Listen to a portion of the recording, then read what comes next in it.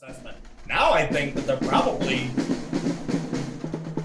The second best group of five. the second best group of five for sure. Probably the seventh best conference overall out of 10, which I know 7 out of 10 would be. But there's a gap. I think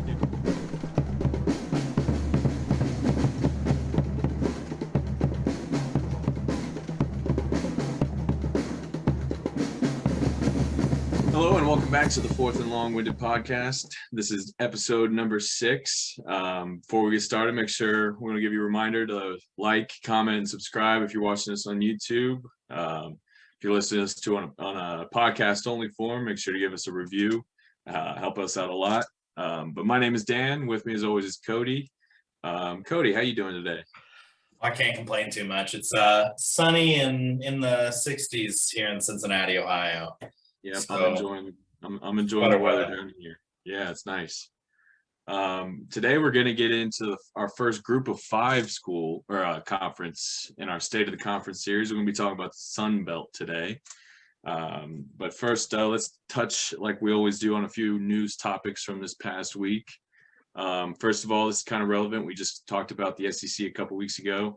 Vanderbilt announced that they're launching a $300 million campaign that will upgrade football and basketball facilities.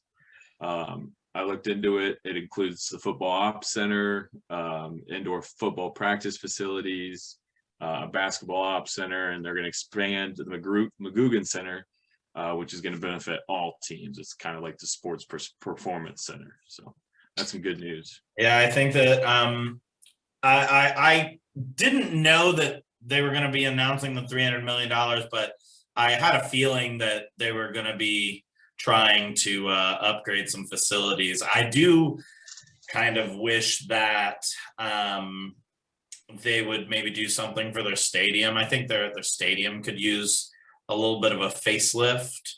They are going to be introducing some new fan amenities. Okay, that's good.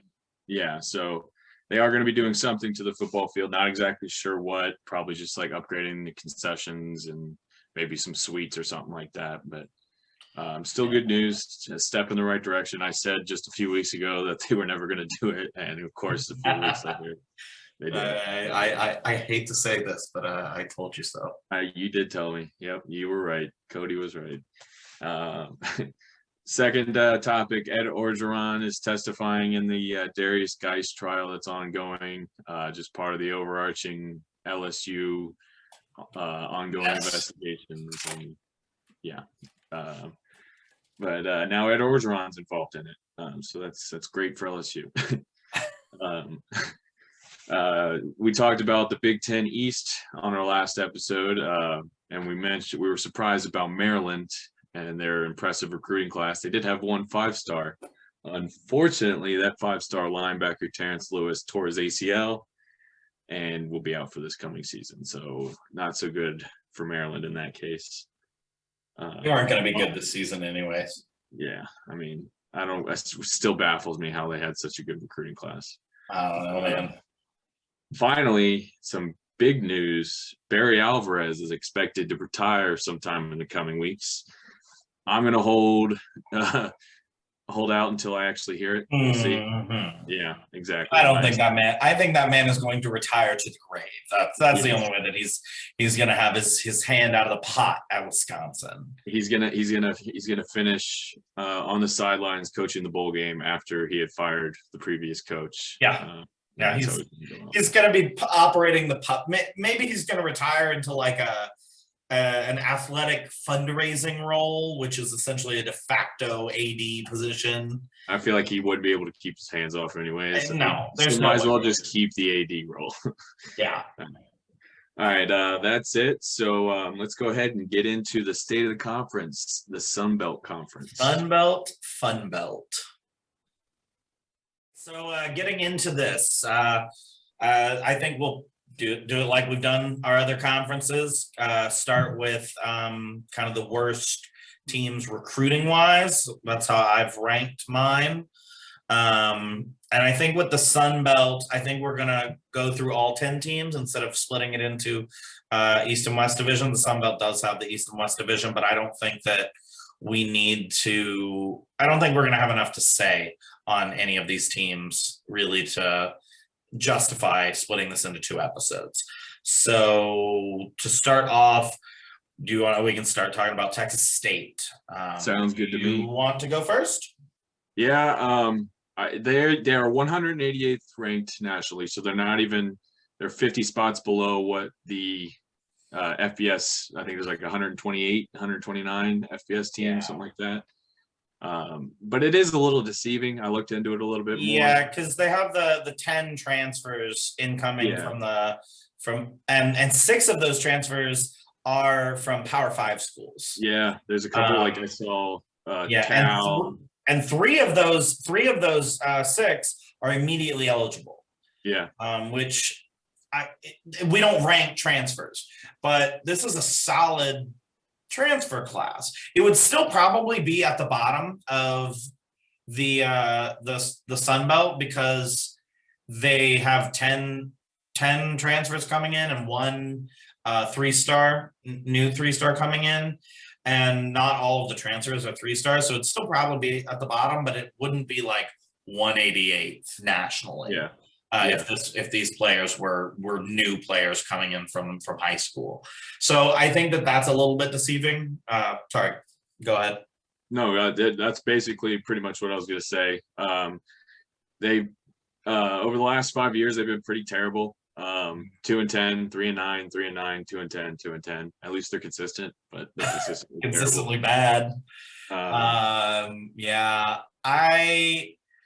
I think it's and this is probably a conversation for another day, but Texas State is one of those schools that came to Division I FBS because of the money. It's simply because of money.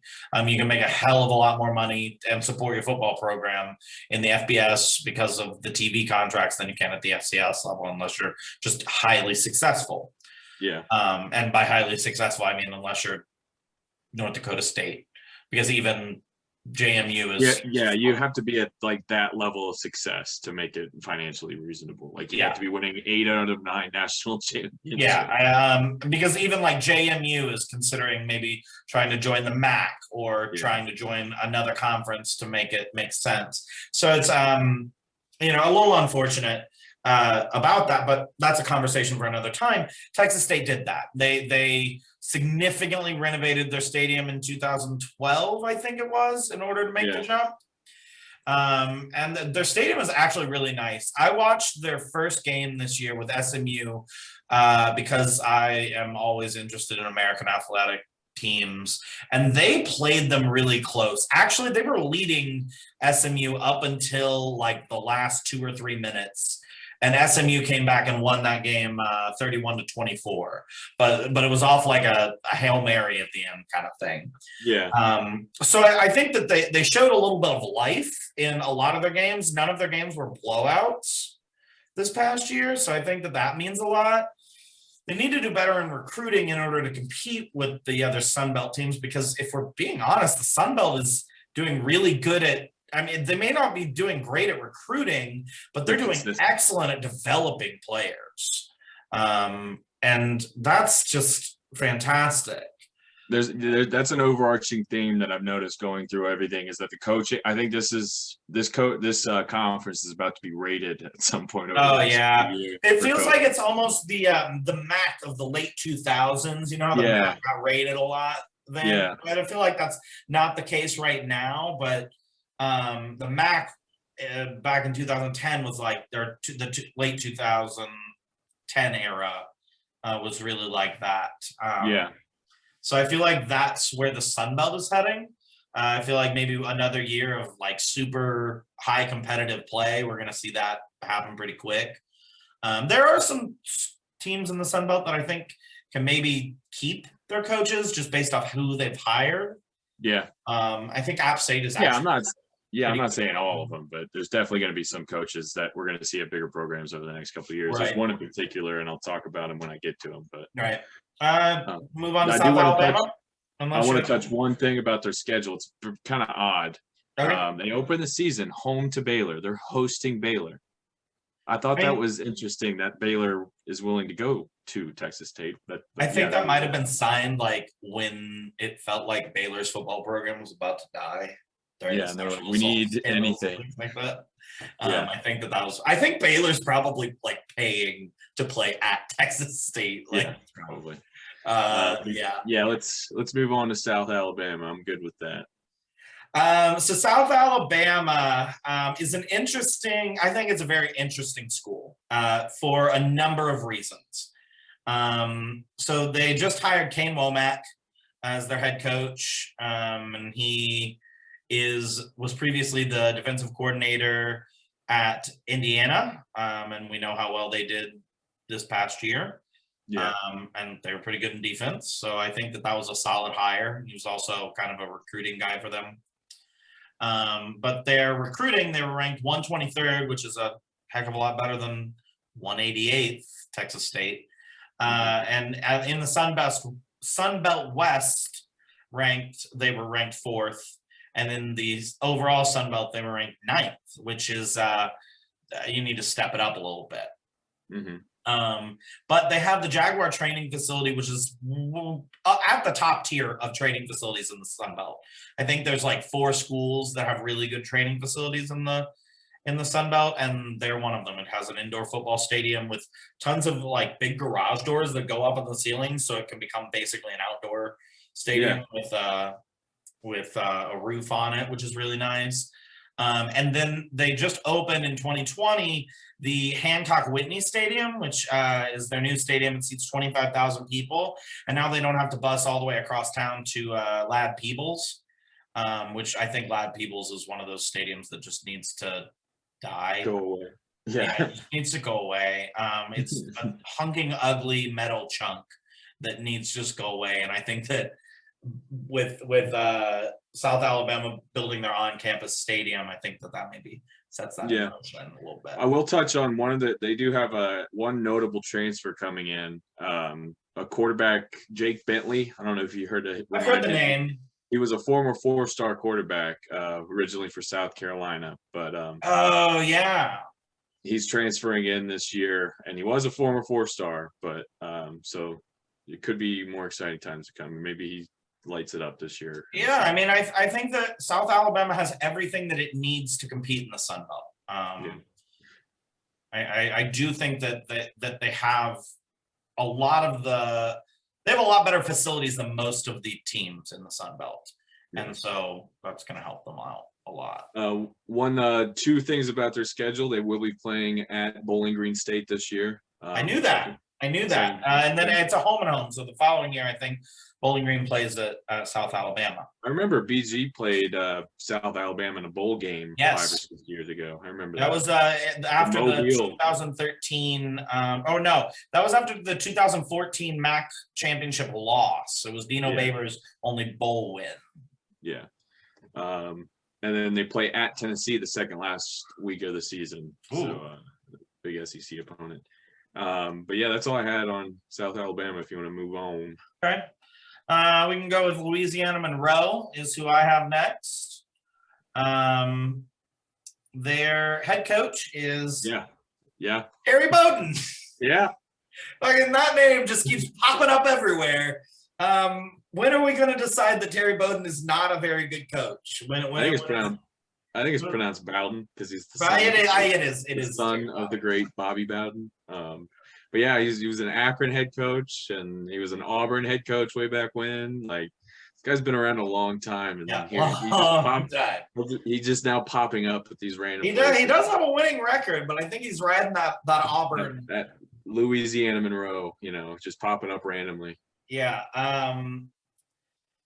So that was something that I had written down for them as well. They're nationally ranked 108th, with being the 3rd in the Sun Belt West. Sun Belt West kind of is, it almost feels like in the rankings, the Sun Belt West is significantly behind the East. The worst 4 teams in the Sun Belt is the Sun Belt West. Yeah. And then we'll get to the best team in the Sun Belt West, but and then the Sun Belt, they're ranked 8th. They went 0-10 in 2020. and I don't see much improvement happening. Their stadium's kind of awful. It's one of the dumbest looking stadiums in college football. It looks like a skyscraper somehow, but it also isn't. It looks like someone took a high school stadium and it starts at the 20-yard line each way, and then just decided, oh, we'll just keep building it up. Yeah. That's what it looks like. And it seats 27,000 people, but I could not find anything on their practice facilities, on their locker rooms, on anything. So I don't know where the hell they practice. It's probably some dirt patch on campus. Maybe they practice where they play, Maybe. That Yeah, mentality. probably. I feel like that kind of is a disadvantage in some ways. Yeah. They did have a bump in recruiting for this 21 season. They were pretty consistent, like 120 or 120 to 124 over the last 5 years. Yeah. So if anything, they've taken a step up. First year for Terry Bowden. You know what? Anything can happen. I mean, maybe he can raise them to Akron level and they can win 2 games a year in the conference. Maybe. One cool part of their schedule, they will be hosting the Fighting Deion Sanders in Jackson State. Yeah, that's going to be fun. Yeah, this should be a good game. I'd actually Should be a nice little dub for our boy Deion. I was going to say, I'm taking Jackson State. Yeah, I'm taking that for sure taking Jackson State in that one. But yeah, that's all I have for UL Monroe. Yeah. All right. So our next one, I'm pretty excited about this one. I think that there's like a whole lot of interesting things that are happening with this next one. Arkansas State. So Arkansas State benefits from having literally been the best team in their state for the last probably 10 years. Yeah. And I think that kind of shows with their past success. They've been very good. For a Sun Belt team, they've been very good. Just to highlight that, they've made a bowl game in 9 of 10 years. Yes, which is better than most teams. Purdue hasn't made 9 bowl games in 10 years. Exactly. So they are ranked 106th nationally, 2nd in the Sun Belt West, and they're 7th in the Sun Belt. Which I think like we also have to remind, like 7th in the Sun Belt, all the Sun Belt teams are pretty freaking close. They're all right next to each other. They're all bunched together. So there's not a whole lot of difference between the middle of the road and the top. Except for Texas State, and we talked about how that's kind of deceiving with all the transfers. Yes. So I think they probably have the best facilities of any team in the Sun Belt. Maybe App State has, we can argue. I'm not going to argue with you. Well, so they have some of the best facilities in the group of 5, really. They have a phenomenal indoor practice facility. There's a running joke among Sun Belt teams that is bigger than the Kibbe Dome, which is Idaho State's full stadium. Yeah. It's not, but there's a running joke that it is. Their stadium seats 30,964 people, and they're doing another renovation on it. I don't think it's actually going to increase attendance. Increase capacity. It's just going to be kind of a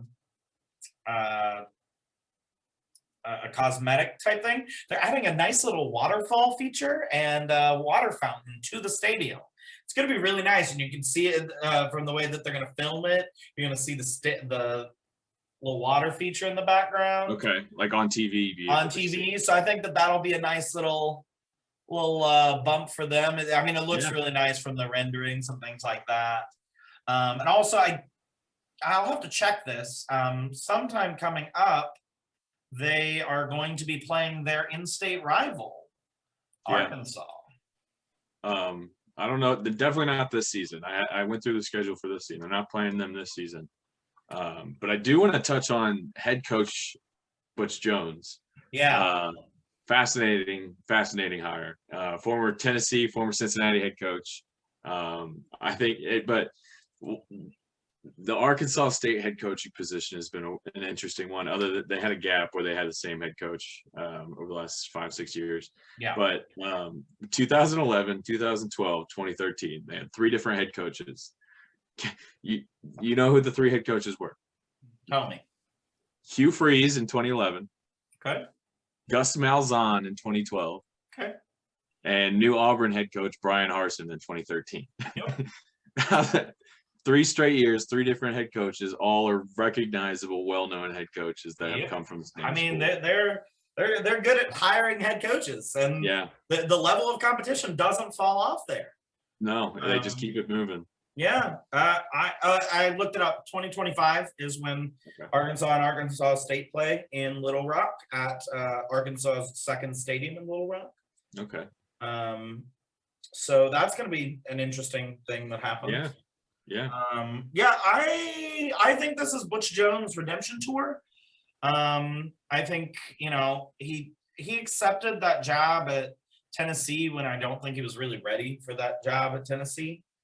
I honestly don't think he would have continued to do that well at Cincinnati if he would have stayed at Cincinnati. So he took over from Brian Kelly.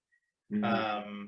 And Brian Kelly had arguably, actually, it is the greatest team that UC has ever had of all time. Yeah. And you didn't lose that many people aside from Tony Pike, the quarterback, and you really couldn't do anything with that team. So I just think that we'll see. Well, I think after having been under Nick Saban, there's going to be a level. That's what I was going to say. He was Alabama's assistant he was an Alabama assistant the last couple of years. And I think having worked with Saban, really, it does make a difference. We'll get Lane Kiffin, FAU. Seen it over and over and over. The people that come from Alabama are capable head coaches. They may not be great, but they're capable and they're going to get you wins. And honestly, at Arkansas State, that's what you need. I don't really have a ton else to say. Yeah, they don't really have anything exciting on their schedule. They do play in conference or in-state rival FCS team Central Arkansas. Oh, okay, that's kind of exciting. I always like to see in-state games. It's always fun for me. The Fighting Scottie Pippins. Yeah, I mean, honestly, I think for me the thing that sat most heavy for me is that I really do think their practice facilities and their stadium is probably better than some Power 5 schools. Like not all, but some of the lower tier ones. Some are definitely better than Kansas, Vanderbilt. Oh, yep. I mean, maybe not better than Purdue. Not Purdue. But on level with Purdue. Looking at their practice facilities, it's pretty good. They're pretty good facilities. Just trashing on West Lafayette again, 2 episodes in a row. Whatever. Finally, the last thing I want to mention, because every time I see Tulsa, I laugh. They do play at Tulsa this year. So gross. Good luck to them. Moving on, Troy Trojans, our next team. Yeah. 105th ranked class for 2021. Down considerably since the last couple of years. Troy really used to kind of run the Sun Belt. They were kind of the team. Yeah. Their head coach is Chip Lindsey. He just finished up his second season. He hasn't had a winning season yet. And that's after he's been able to recruit with this new $18 million renovation that they did to their stadium that also has a state-of-the-art football facility and practice center. They went 5-6 this past season, and I don't know, it just doesn't feel. I think in the Sun Belt recruiting, it makes a difference if you're gonna have extremely better recruiting, but since everyone's so close, it really comes down to the coaching.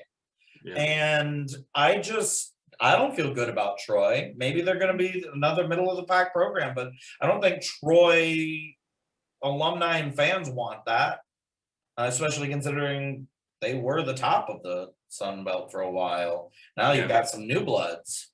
Yeah, their head coach, Neil Brown, went to West Virginia, and it was a stark difference between his last year and Chip Lindsey's first year. They went 10-3 in Brown's last year and 5-7 in his first year.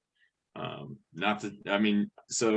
I would say Neil Brown's a really good coach, but he hasn't really done a lot with West Virginia yet. So, right?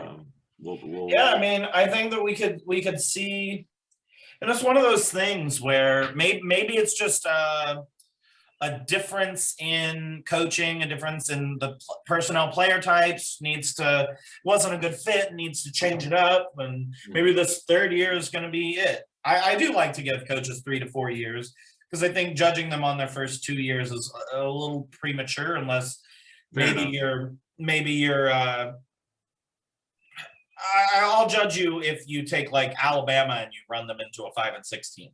Like then I'm going to judge you because you shouldn't have been 5-6. Yeah. But nothing special from their schedule.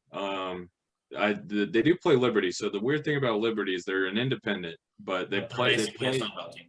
Yes, they're basically a Sun Belt team. They play 5 to 7 of the Sun Belt teams this year. So that then Troy is one of them. But the Sun Belt doesn't want them in the conference because Liberty won't play on Sundays. For other sports. Yeah. So the Sun Belt doesn't want them in the conference. And so there has been talk about Liberty joining the MAC conference because geographically it kind of makes sense. But I think the MAC is a little hesitant just because of how controversial the Falwells have been and the president of the university and kind of just Liberty in general. Yeah, I mean, Liberty is I could do an episode on Liberty University. Yeah. So I think that independent is where that they work. But I don't have anything else on Troy. Nope. Moving on to Georgia State. What you got? So the head coach, Sean Elliott, I don't really know a whole lot about him. I think this past year was his 4th year. He's had some pretty big wins. He had that win at Tennessee in 2019 to start the season and shock everyone. That was pretty cool. And they've steadily improved from where they were. They were kind of a bottom feeder of the conference. They've gotten a lot better. Their facilities. They made a bowl game in 3 or 4 years. Their facilities have really improved. They're in Atlanta, so I mean they can recruit Atlanta. So naturally, you'd think that they're going to be pretty good if they can coach. But they're getting all the scraps that Georgia and Georgia Tech get. Yeah, I get it, but still, you can find some decent nuggets in there. Yeah. Their facilities are really interesting. I think someone at that university has taken sustainability to a whole new level because Turner Field, the old Braves baseball stadium, is now their football stadium. They've reduced the capacity to 24,000, which it's fantastic. Like it's cool that they're able to reuse, and then the whole parking lot area is being converted into something. But I was interesting. I looked up their practice facility. They don't have an indoor facility right now, but they took Coca-Cola's original bottling facility in Atlanta, and they turned it into their football ops center. This is amazing, man. People need to start taking notes from Georgia State. Right? I mean, like, don't get me wrong, it's not the flashiest thing in the world, but that's neat. Like, financially, that makes a hell of a lot of sense too. Yeah, it's like you're reusing some of the buildings. You don't have to build a new building, and there's history to that. Like, some really cool stuff happened at Turner Field.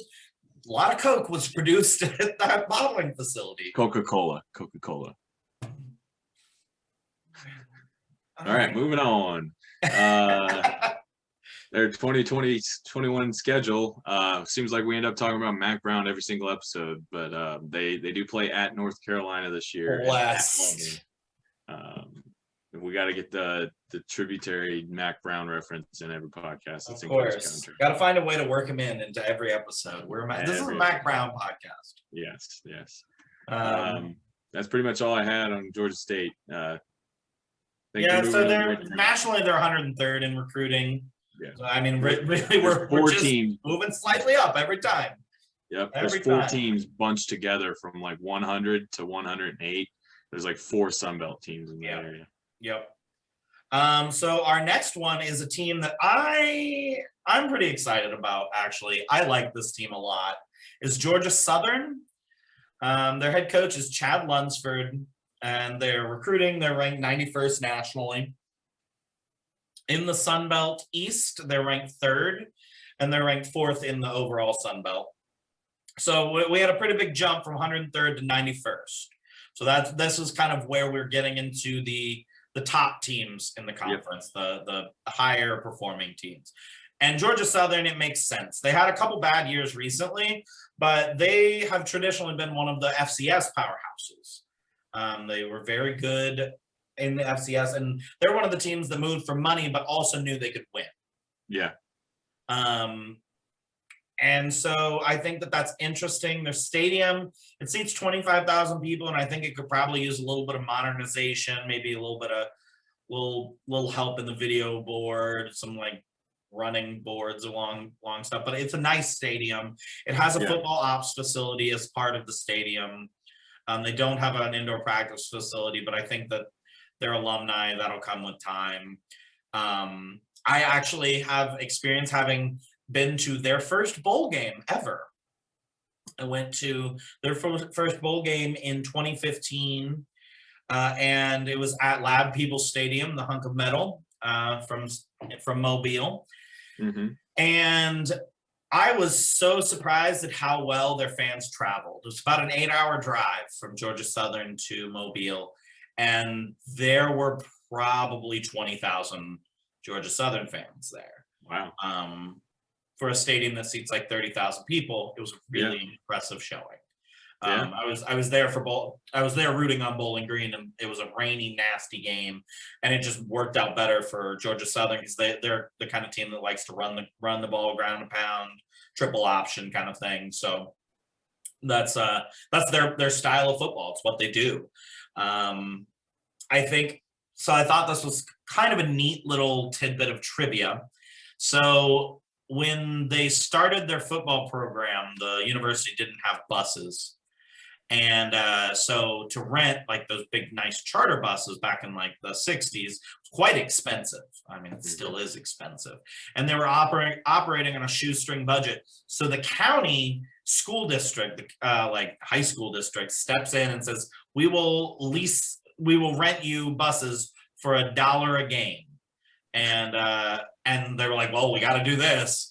So to get from their practice facility to their stadium for every game, they take yellow school buses. And it's kind of become a tradition now that they go from their practice facility. And so now for bowl games, they actually bus in however many buses from the county that they need to wherever they're playing their bowl. And that's how they get to their so what happens when they play get to in the Bahamas Bowl? Yeah, I don't know, man. I don't know how they're gonna do it. Or even like if they play in Hawaii or like on the West Coast. I'm glad I'm not figuring out logistics for that shit. All right, that's cool though. That's kind of just a neat little fun fact. Yeah. All right, I do want to talk about Chad Lunsford a little bit because he's one of the guys I could see going on to bigger and better things. Okay. At a bigger school. Like they went 2-10. There was a big turnaround his first year. The year before he got there, they were 2-10. His first year, they go 10-3. So kind of like a Scott Frost, light turnaround, lightning in a bottle kind of thing. Yeah.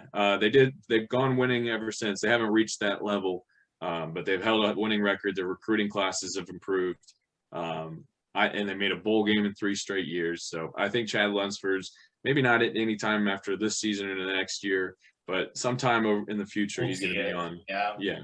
Well, I think it really speaks to their fan base. They have just such a solid fan base down there of people. It's almost like North Dakota State if they joined an FBS conference.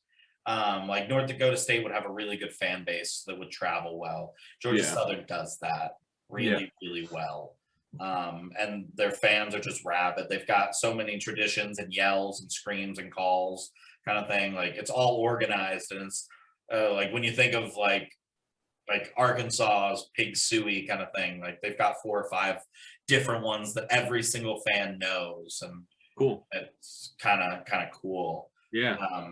But I think that you might be right about that. He's a solid coach. You know where I could see him if their current coach doesn't really work out for him, which I'm not sure it's going to. Where? I could see him at Georgia Tech. Georgia Tech. I could see that. Like, I think That's that would be a really logical move. They play the Yeah. same. Traditionally, they play the same kind of football. So Yeah, I like that. Yeah, I don't really. Schedule's not very exciting. BYU at FAU at Arkansas. They play at Arkansas. I think that BYU game could be interesting. So yeah, that's the second to last game of the season too. They play BYU later in the season. Yeah, that'll definitely, I think, would be a quite an interesting game. Yeah. Do you have anything else on them? No, let's move on into the Coastal Carolina Chanticleers, shall we? All right. I am a Shant fan. Yeah. I don't know how you can. Actually, I'm a fan of the top 4 teams in the Sun Belt. I like them all. Yeah. I personally think Jamie Chadwell should have gotten a better coaching job this year. South Carolina, you suck.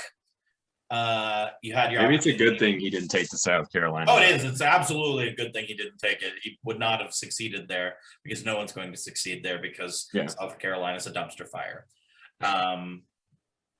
That being said, they ranked 83rd, so pretty good pop up from 91 to 83rd. Yeah. Sunbelt East ranked 2nd and Sunbelt ranked 3rd.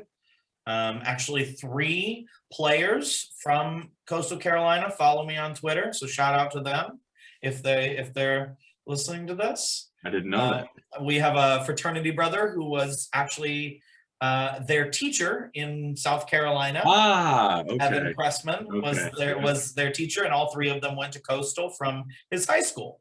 Nice. And randomly I was tweeting about Coastal Carolina and he tagged all of them and then they all followed me. So that's my claim to fame. Nice. I think Coastal Carolina's whole shtick is fun. They got the teal turf.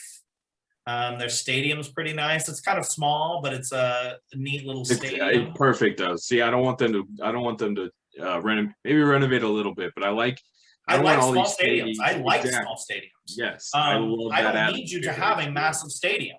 It's a good looking stadium too. Like, you can tell that when they designed it, they meant for it to expand, but not too much, and it looks really nice. Yeah. It seats 21,000 people. It has an athletic training facility inside the stadium. They don't currently have an indoor facility for field, but that's okay. They're recruiting well. South Carolina weather doesn't get bad anyways. So. Yeah, they've got good weather. We should probably also consider that with a lot of these schools that don't have outdoor or indoor practice facilities. They don't really need one because. Well, so I'll say you don't really need one, but it's still nice to have for those like absurdly hot days. But like when you're at this level where money, you don't have the amount of money at these bigger. Oh, I agree. I'm not saying I'm not a necessity. Criticizing them. I'm just saying these are things that recruits look at. Yeah. And if I'm a recruit, I am thinking about that. Like, I'm gonna have to go practice out in Louisiana's stupid heat with the humidity when I could go practice at this indoor facility in Arkansas State. That's the kind of thing that I'm thinking about. Okay. But yeah, I think I do want to touch on their improvement over the last. So they're going into their 5th year as an FBS program. 2016 they were an FCS independent. First year they went 3-9. They had 2 5-7 seasons, and then of course they just went 11-1 this past year. Yep. It also is reflected in the recruiting class rankings. They've gone up consistently with a considerable jump this year from 99th last year to 83rd this year, like you said before. And of course we talked about head coach Jamie Chadwell earlier, how maybe he should have moved on to a bigger job, but if it was the right job, South Carolina wasn't the right job. Glad to see he signed an extension there and he's going to be around for a little bit longer and he can continue to build this Coastal Carolina team. Yep. They're still really young, like I said, going in their 5th year in the FCS or FBS.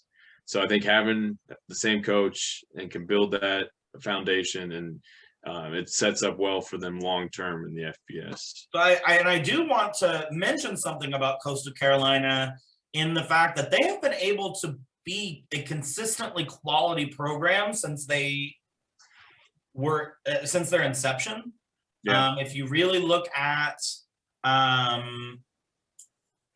something to look at, like I think their first head coach had them going to the playoffs and had like an undefeated season going into the play. I think they were only around since like 1993, so relatively. It's later than that. It's like 2002 was their first year. Oh, really? Yeah. Okay. I'll look it up again, but I'm pretty sure. Either way, it's a really young program. Yeah. Football in general. So the first head coach did that, and he was only there for like 2 or 3 seasons. And then Joe Moglia, I think is how you say his name. Yeah. I think he's just probably the most interesting head football coach at any level ever, because he was at one point the CEO of TD Ameritrade. And I find that to be just mind-blowing. And then he quit so he could go work at Nebraska as an unpaid intern. Yeah. And then he worked under Bo Pelini, and then went from Nebraska to, I think it was like the knockoff XFL. And he was there for 2 seasons. And then Coastal Carolina on a whim decided, yeah, we'll just hire this guy. After his like pro football thing folded. Yeah. And then he coached them to like 3 straight undefeated seasons and FCS playoffs. He never won a national championship, but I mean, yeah, I'm looking at their seasons right now. They never went undefeated. They did make the playoffs 6 times. Their first year was 2003, by the way. Okay. So since 2003, I knew it was young. Yeah, 6 times they made the playoffs. 12-3 record, 12-2 records were their best. But yeah, man, I think there's some even bigger and better things consistently going to be on the radar. Consistently going to be fighting for that 20 to 25 ranking in the polls, I think.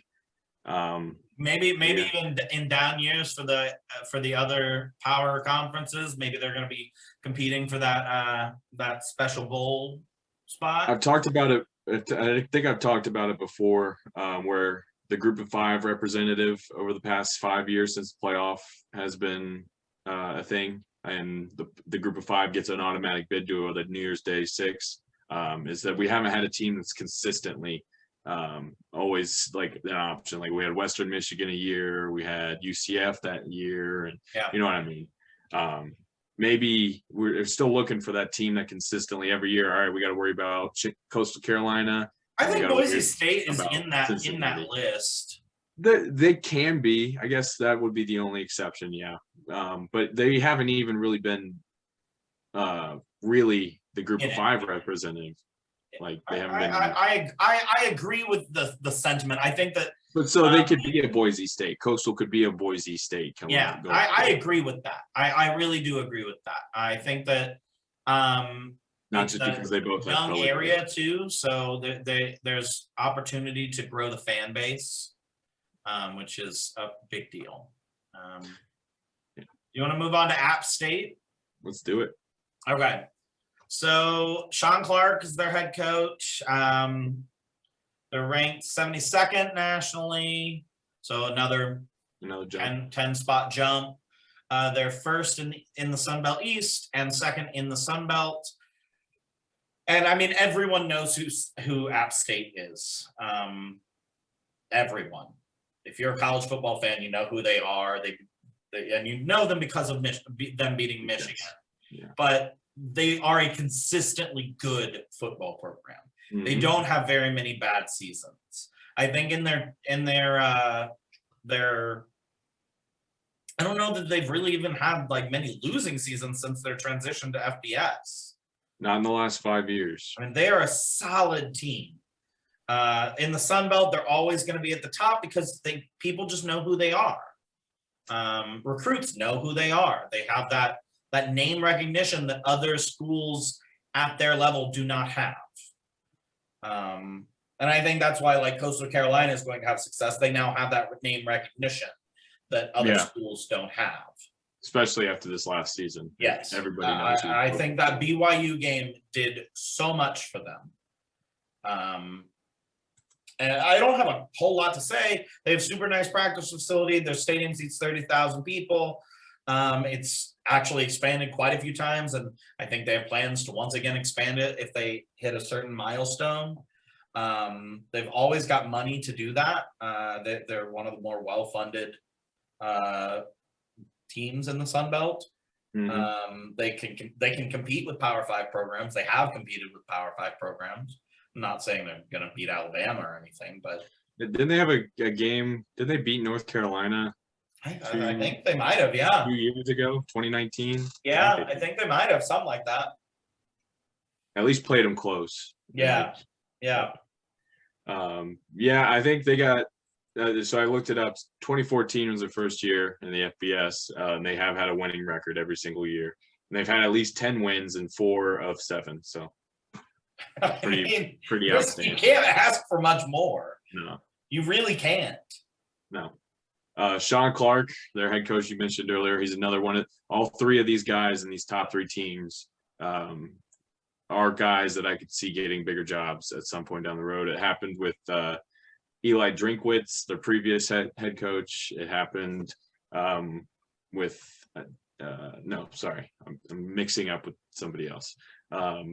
But this point still stands. I think Sean Clark, he's just kind of continued this improvement. You can look at the recruiting class rankings too. They're improving year over year. It was another big jump. I do think that the Sun Belt jumping on the scene in the first week this past season helped with recruiting, because you can see they've had a jump. Just about every one of these teams, especially the ones at the top, have had a pretty considerable jump to start the season, or just for this upcoming recruiting class. I think it comes down to staying in the spotlight. Yeah. They need to find a way to generate buzz around their programs. They need to continually schedule these games that are kind of bigger games for them. Yeah. Figure out how to make that happen, because I think that's the key to success in the Sun Belt is let's play these big guys close. Let's fucking all beat the Big 12. Yeah. Let's become the Big 12 champions in the Sun Belt over here, which they did last season. It was fantastic. It was so much fun to watch. Sun Belt was probably for me the most exciting conference to watch. I can say that. Just because I didn't expect them to be exciting. Nobody did. So I think with that, I don't have much more to say on App State. I think we can move on to Louisiana. Well, I do want to build. Yeah, I do want to build off that point you made about them playing big schools and staying in the national. Touch on their non-conference opponent. They do play a big game at the start of the season. It's not a big opponent. It's East Carolina, but it is an in-state rivalry. They will be playing it at the Carolina Panthers Stadium in Charlotte, North Carolina. So that is kind of a big, game that people are going to watch. People are going to notice, at least in the Carolina regions. They do play at Miami, Florida this year. So that's another big game. And then I think this is a very big game for both schools, but they play home to Marshall. Marshall is another one of those with these group of 5 schools. I'm excited for that. So they do play home to Marshall in the. That's gonna be a really exciting game, because those are just regional teams that are just like everyone knows who they are. Yep. Ooh, that's an exciting matchup. So I like that's got to be a college. Someone big's probably going to be playing that weekend, and it won't be a college game day, but that should be a college game day game. Yeah. If no one big is playing college game day, it'll be at least in consideration if nobody else. It should be in consideration for sure. All right, let's move on to Louisiana. That's all I had. All right. Louisiana. I actually was kind of surprised a little bit. I didn't realize their stadium's the biggest stadium in the Sun Belt. It seats 41,264 people, which is large. Yeah. That's a relatively large stadium. Yeah. It's a mid-sized stadium. They had the 67th ranked recruiting class.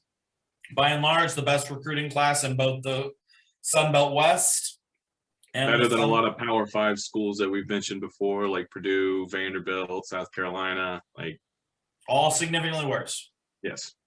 And I mean, I think the division ranking for Louisiana really sets them up to be in the conversation because every other team in the West had a significantly worse recruiting class. Like I'm looking at this, and the next best recruiting class is Arkansas State in the West at 106th. Yeah. I mean, we're talking almost 40 places better. Mhm. From 106 to 67. So the only concern I have is them being able to hold on to their head coach, because I think we talked about Jamie Chadwell signing the extension. I don't think he's going anywhere anytime soon. The Georgia Southern coach, Chad Lunsford, I don't think he's really necessarily going anywhere anytime soon. Same with the App State coach. I don't think he's necessarily, but I could see after another good season, Billy Napier, who's their head coach, being the number one coaching prospect on the coaching carousel. So I think that that's a really good point, but I also think that Louisiana is actually, they've been a pretty good program. Like you always hear about them. Yeah, they haven't been great over the last. They're not consistent. They're not as consistent as App State or who was the other team that was been Troy at a over a time. I agree, they're not as consistent, but they are a solid team that has a solid recruiting base. Like they can recruit out of Texas, they can recruit out of Louisiana, Florida, all those states that they can get players out of. And I think their facilities, having an indoor facility is really nice. Having that larger stadium is really nice. Like, hey, you're going to be playing in front of big crowds. And that's something that players want to do. So I think that really makes a difference. And just their ability to recruit at this level. I mean, if you're getting 67th ranked recruiting class, you're a quality team. And I think that's also Billy Napier, though. It might be. I may be wrong, but I think that I even pulled up the records over the last. They've never had a 10-win season. They've never had a 10-win season until Billy Napier arrived. Before he arrived, their highest recruiting class was 105th. Now they're consistently in the 80s, and now up into the 60s. I think it's just some qualifiers on Napier. He was an Alabama wide receiver coach for a couple of years, and then he moved to Arizona State under Herm Edwards. He took that offensive coordinator job before taking the job here. So I think he does have a unique ability to recruit, especially learning from guys like Nick Saban and Herm Edwards, one of the most underrated people person. Like he can just look you in the eyes and you're like, I want to do whatever you say. Through a wall for that man. Yes. Yeah.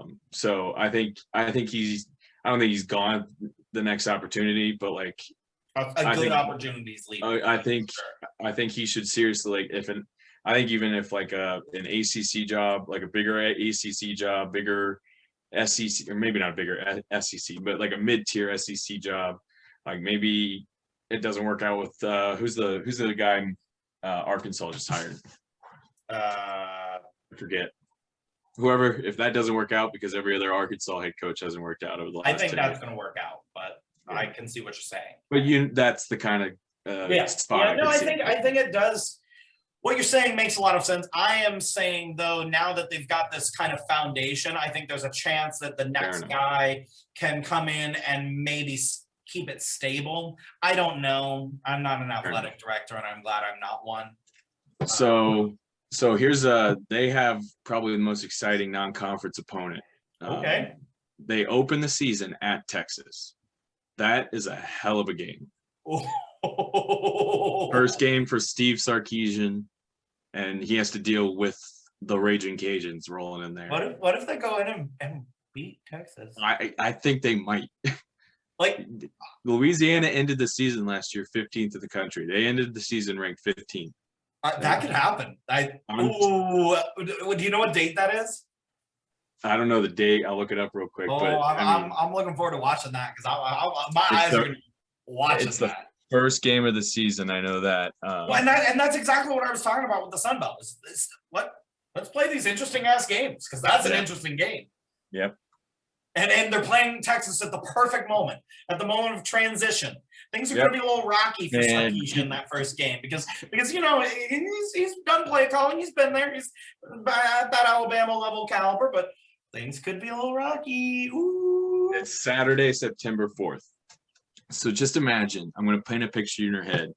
Steve Sarkisian's first game at Texas. Everybody's excited because they always get excited for their new head coach, and it never works out. Louisiana strolls in there, kicks their butts, walks out, and Texas just explodes because their fans can't take it anymore. I just thought of a scenario. Okay, go ahead, shoot. Okay. All right. So we know Kansas is probably going to have an interim head coach this year, right? Yeah. Okay. So, all right, Billy Napier coaches Louisiana through this season. Okay. And he goes in 10-win season or 11-win season, beats Texas. Kansas hires him. Nope, I don't like it. Hold on. It gets better. This gets better. He beats Texas, which causes the Texas fans to already hate Steve Sarkisian. Yeah. Steve Sarkisian is out after 2 years. He coaches Kansas to a better record at Kansas and becomes the Texas head coach. And then fails at Texas. Like everybody else. But he ultimately causes himself to get the job at Texas. That's my bold prediction. All right, we'll see. I like it. They also play Ohio and Nicholls State and at Liberty in the non-conference. Okay, that's a solid schedule. So yeah, they do not play Coastal Carolina in the regular season. So arguably the two best teams in the Sun Belt will not be playing in the regular season, but they could still meet in the championship. That'd be fun. That'd be a fun game. I guess so. They all play 4 non-conference games and 8 conference games. Even though there's 10, and you could literally just play 9 conference games like a lot of other conferences, and you play everybody in your conference every year. I don't know. I thought that was weird. But yeah, that's all I had on Louisiana. I don't have anything else. I was not a Sun Belt fan. If you would have asked me last year before the season, I would have said the Sun Belt is the worst conference in college football. I would have said that.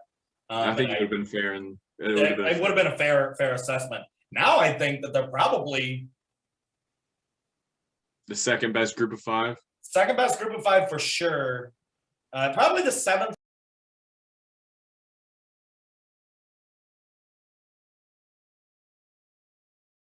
best conference overall out of 10, which I know 7 out of 10 will be. But there's a gap. I think they've created. I'm guessing the 6th. I agree with you. The 6th in your mind would be the AAC, right? Yes.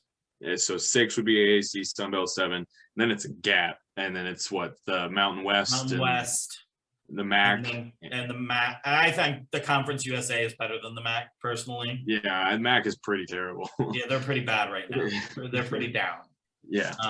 So we're both pretty optimistic on the future Sun Belt. I even think the Sun Belt could compete with the AAC to be better. I think that the AAC having more teams is better for them, just because you get those teams that you play that you're going to win against.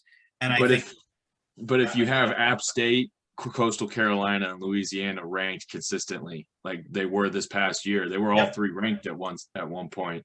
And how often has the AAC had multiple teams ranked over the last 5 years or so? Well, in 2019, it's been a couple times. In 2019, there were 6 teams ranked at the same time. Really? Yeah. I did not know that. Okay. Fair enough.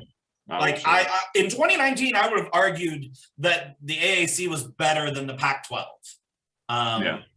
Well, actually, I did argue that. You did argue that. And I would have even argued that they were probably better overall than the Big 12. The ACC, you want to throw them in there too? No, I wouldn't have thrown them in that. Top to bottom? ACC is pretty weak at the bottom. Okay, yeah, maybe top to bottom. So I think you look at the conferences, and I think they can all compete with each other. I think there is that bigger gap between like 7 and the rest, the bottom 3 conferences. I don't think they could very well compete with anyone. But I think top to bottom, the American and the Sun Belt are quality teams, and they can compete with top to bottom teams. Anybody. Yeah, anybody. I obviously think you take that anecdotally, because if the worst team in the Sun Belt is playing Alabama, obviously we know what's going to happen. But I think that there's not that big of a I think gap. I'd take Louisiana over South Carolina. Any day. Any day. I agree. Yeah. I think that was a pretty fun conversation. It's a good way to kind of wrap it up. Maybe in the future we should do a whole episode ranking the conferences in our opinion and arguing about it, because I think that sounds good. Fun conversation. But for now, that's all I have. Dan, do you have anything else? Nope. All right, everyone. Well, this was another episode. We hope you enjoyed it. And have a nice day. Yeah. Thanks for watching.